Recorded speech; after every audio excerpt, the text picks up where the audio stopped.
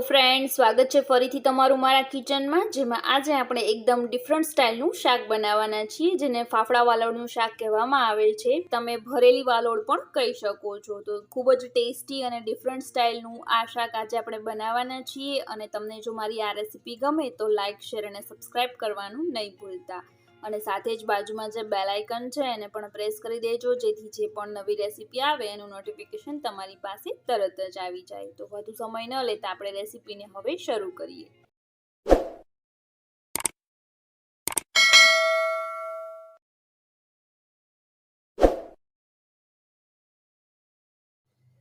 તો ફાફડા વાલોળ બનાવવા માટે સૌથી પહેલાં આપણે જે આ રીતની મોટી વાલોળ આવે છે એ લેવાની છે. એકદમ મોટી, બજારમાં તમે જોશો તો આ રીતની વાલોળ આવે એ લેવાની. અને તેની ઉપરથી આ રીતે સાઈડની બાજુએથી આપણે રગ કાઢી નાખવાની. જેમ નોર્મલ વાલોળમાં આપણે રગ કાઢીએ એની સાઈડની, એ રીતે કાઢી અને આ રીતે એક સાઈડથી ચીરો મૂકી દેવાનો.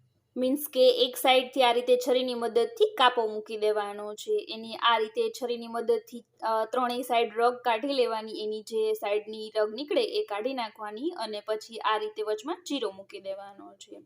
અને ખાસ ધ્યાન રાખજો, આ જે જાડી સાઈડ છે એ સાઈડ ચીરો મૂકવાનો છે. આ જે પતલી બાજુએ છે ત્યાં ચીરો નથી કરવાનો. તમે જુઓ તો આ સાઈડ એની એકદમ જાડી છે અને બીજી બાજુની એકદમ પતલી હોય છે. તો એ સાઈડ આપણે ચીરો નથી મૂકવાનો, પરંતુ જે જાડી સાઈડ છે ત્યાંની રગ કાઢી અને ત્યાં આપણે ચીરો મૂકવાનો છે. અને તેની અંદરના જે બી હોય એ રાખી દેવાના. જો તમને ન ભાવતા હોય તો તમે તેને કાઢી પણ શકો છો. તો આ રીતે ફાફડા વાલોળની ત્રણેય બાજુએથી રગ કાઢી અને પછી ત્યારબાદ તેની અંદર સ્ટફિંગ પૂરવાનું છે. તો અહીંયા આપણે બધી જ ફાફડા વાલોળનું આ રીતે રગ કાઢી અને વચ્ચે કાપો મૂકી દીધેલો છે. અને હવે આપણે તેમાં સ્ટફિંગ ભરવાનું છે. તો સ્ટફિંગ માટેની બીજી તૈયારી કરી લઈએ. તો સ્ટફિંગ ભરવા માટે સૌથી પહેલાં અહીંયા મેં એક પેનમાં ચણાનો લોટ લીધેલો છે. તો અહીંયા મેં ટોટલ 5 ચમચી જેટલો ચણાનો લોટ લીધેલો છે. આપણી જે ફાફડા વાલોળ છે એ 250 ગ્રામ જેટલી છે. તો 250 ગ્રામની સામે તમે 5 થી 6 ચમચી જેટલો ચણાનો લોટ લેશો તો તમારું સ્ટફિંગ ઇનફ થઈ જશે. અને ચણાના લોટની જે ચમચી છે એ મેં આખી ભરેલી લીધેલી છે. કપમાં તમે માપશો તો એપ્રોક્સ અડધા કપ જેટલો ચણાના લોટની તમારે જરૂર પડશે. તો હવે આપણે ચણાના લોટને 4 થી 5 મિનિટ સુધી એકદમ સ્લો ફ્લેમ પર શેકવાનો છે, જેથી જે કાચો ચણાનો લોટ હોય એની સ્મેલ ન આવે અને જે લોટ શેકાઈ જાય તેથી તેમાં જે એકદમ અલગ જ સરસ મજાની સુગંધ આવશે.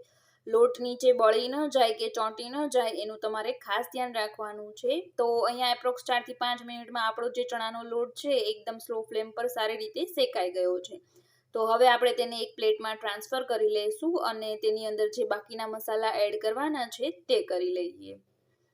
તો ચણાનો લોટ શેકતી વખતે ખાસ ધ્યાન રાખજો, તે નીચે ઝડપથી ચોંટી જાય છે. તો એવું થશે તો એમાં એક બળેલી સ્મેલ આવશે, માટે એવું ન થાય એનું ખાસ ધ્યાન રાખવું. તો હવે આ ચણાના લોટમાં આપણે બાકીના મસાલાને એડ કરી લઈએ. તો સૌથી પહેલાં 1 ચમચી જેટલું મીઠું એડ કરી દઈશું. તમે તમારા સ્વાદ પ્રમાણે વધારે કે ઓછું એડ કરી શકો છો.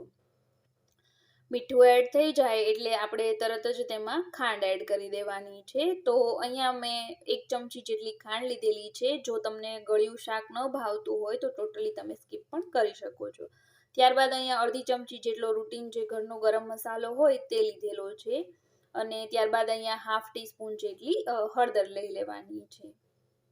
હળદર એડ થઈ જાય એટલે આપણે તેમાં 1 ચમચી જેટલું ધાણા જીરું એડ કરી દઈશું. અને ત્યારબાદ આપણે તેમાં લાલ મરચું પાવડર એડ કરી દેવાનો છે. તો તમે તમારી અનુકૂળતા પ્રમાણે વધારે કે ઓછું એડ કરી શકો છો. તો અહીંયા મેં ટોટલ 2 ચમચી જેટલો ખાંડેલો મસાલો લીધેલો છે અને હાફ ચમચી જેટલું આમચૂર પાવડર લીધેલો છે. આમચૂર પાવડરની જગ્યાએ તમે લીંબુનો રસ પણ એડ કરી શકો છો, અથવા તો આંબલીનું પલ્પ હોય એ પણ એડ કરી શકો છો તમારી અનુકૂળતા પ્રમાણે. અને ખાંડની જગ્યાએ તમે ગોળનો ઉપયોગ પણ કરી શકો છો.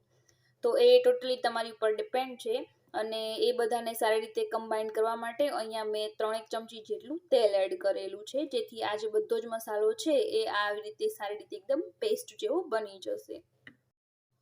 તો આ રીતે તેલને, લોટ અને બાકીના જે મસાલા છે એમાં સારી રીતે મિક્સ કરી દઈશું એટલે આ રીતની એની સરસ મજાની એક પેસ્ટ તૈયાર થઈ જશે, જેને આપણે જે આ વાલોળ તૈયાર કરી છે એની અંદર સ્ટફિંગ કરવાનું છે. અને આમાં તમે તમારી અનુકૂળતા પ્રમાણે બીજા મસાલા પણ એડ કરી શકો છો. તો હવે આપણે વાલોળની અંદર તેનું સ્ટફિંગ કરી લઈએ. તો આ રીતે આપણી જે વાલોળ તૈયાર કરીને રાખી છે તેની અંદર આપણે આ મસાલાને સારી રીતે સ્ટફિંગ કરી દેવાનું છે, મીન્સ કે તેની અંદર ભરી દેવાનું છે. તો આ રીતે હાથમાં થોડી પેસ્ટ લઈ અને વાલોળની અંદર આ રીતે હાથની મદદથી તેની અંદર પેસ્ટ આપણે ભરી દેવાની છે. એકદમ બહાર આપણે આવે એ રીતે નથી ભરવાનું, પરંતુ આ રીતે આપણે અંદર પેસ્ટને ભરી અને આ રીતે દબાવી દેવાની છે. બાકીનો જે મસાલો બહાર આવે એને આંગળીની મદદથી લૂછી લેવાનો છે અથવા તો અંદરની સાઈડ તેને દબાવી દેવાનો છે. તો આ રીતે એકદમ સારી રીતે બધો જ મસાલો આપણે વાલોળમાં સારી રીતે ભરી દેવાનો છે. તો અહીંયા તમે જોઈ શકો છો એમ આપણી આ એક વાલોળ સરસ મજાની સ્ટફ થઈ ગઈ છે. તો હવે બાકીની જે બાકી બચેલી વાલોળ છે એને પણ સારી રીતે આ જ રીતે આપણે મસાલાથી ભરી દઈશું. તે જ અહીંયા હું તેના બીને એમ જ રહેવા દઉં છું. જો તમને ન ભાવતા હોય અથવા તો અનુકૂળ ન લાગે તો તમે બીને કાઢી પણ શકો છો. તો હવે બાકી બધી જ વાલોળને આપણે આ રીતે મસાલાથી કોટ કરી દઈએ.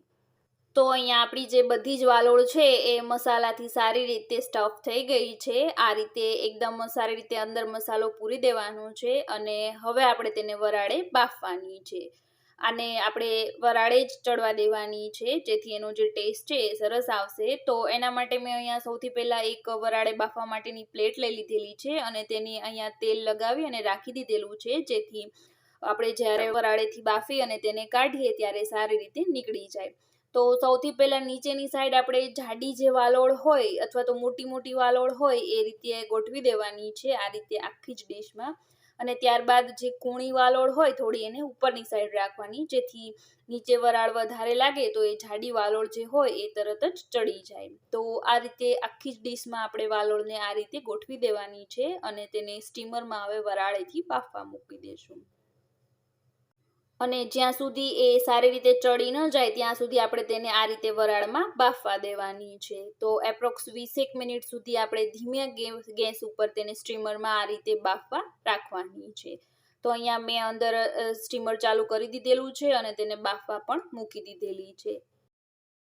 તો અહીંયા 20 થી 25 મિનિટ બાદ આપણી જે વાલોળ છે એ બફાઈ અને સરસ મજાની રેડી થઈ ગઈ છે. અહીંયા તમે જોઈ શકો છો તેનો કલર પણ ચેન્જ થઈ ગયો છે અને તમે તેને આ રીતે દબાવો તો એકદમ તરત જ કટ થઈ જાય અથવા તો દબાઈ જાય આ રીતે. એટલે સમજવાનું કે આપણી જે વાલોળ છે એ સરસ મજાની બફાઈ અને રેડી થઈ ગઈ છે. તો આ રીતે વરાળેથી બફાઈ જાય એટલે હવે આપણે છેલ્લે તેમાં વઘાર કરવાનો છે. તો હવે આપણે વઘાર કરી લઈએ.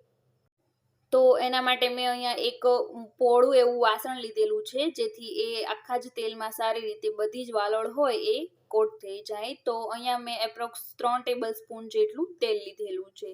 આનો જે વઘાર છે એકદમ સિમ્પલ વઘાર કરવાનો છે, કારણ કે એનો જે ટેસ્ટ છે એ સ્ટફિંગથી જ આવશે.